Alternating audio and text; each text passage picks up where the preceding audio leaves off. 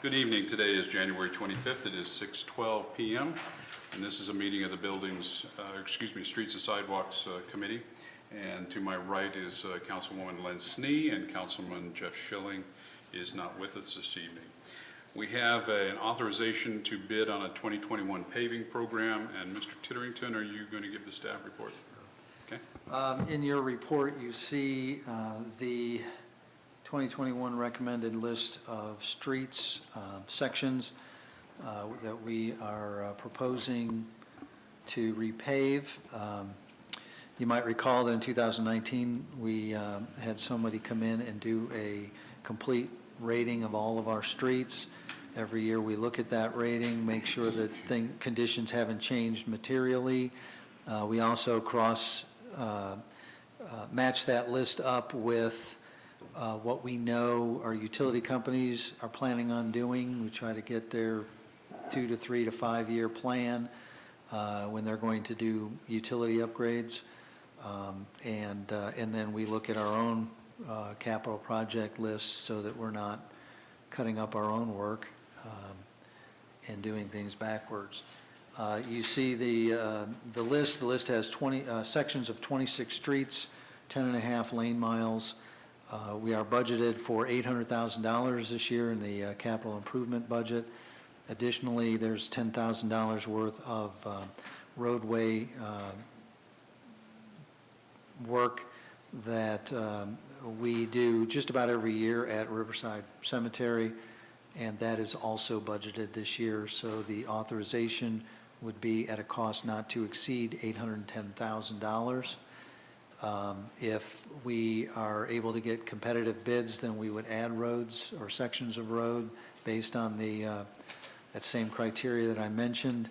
And conversely, if the bids come out higher, then we will cut back on the number of lane miles that we do.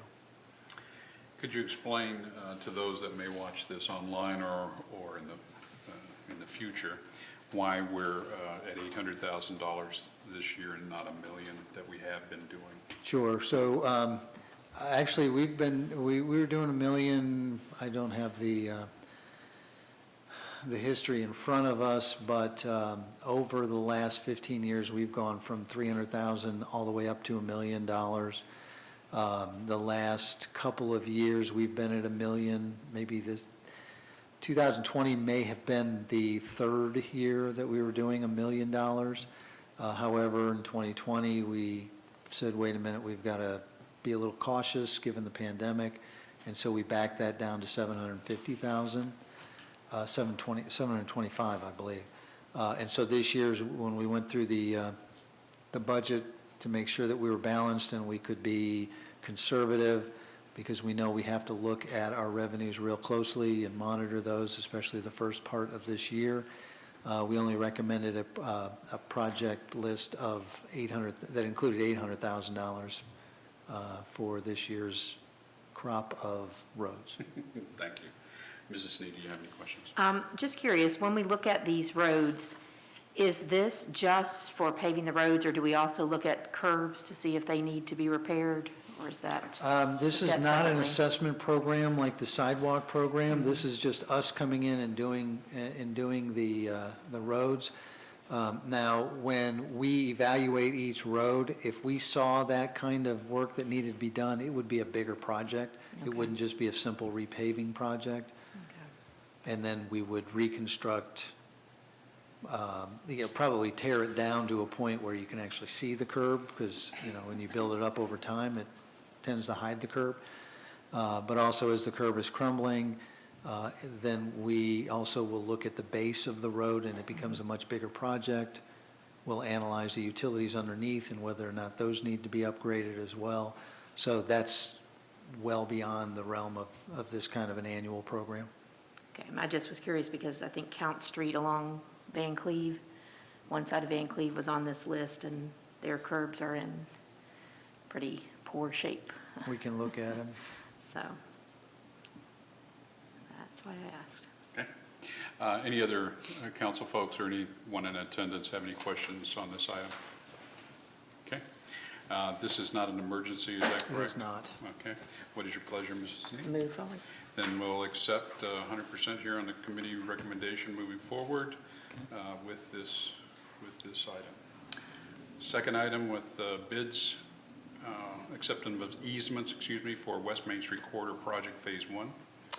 So as part of this project, which again is an ODOT controlled project, it's on a state route, so there's specific set of rules and regulations that we have to follow.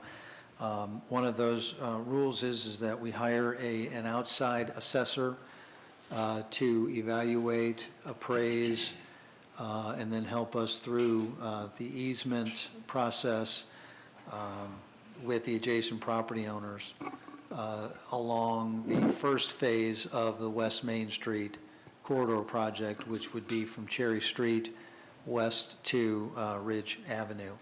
What we are asking council to do is to authorize me to sign the easement agreements. Those, just so you know, we have very little involvement in that. I mean, we don't do the negotiating. We don't go one-on-one with the property owners. It's all third party.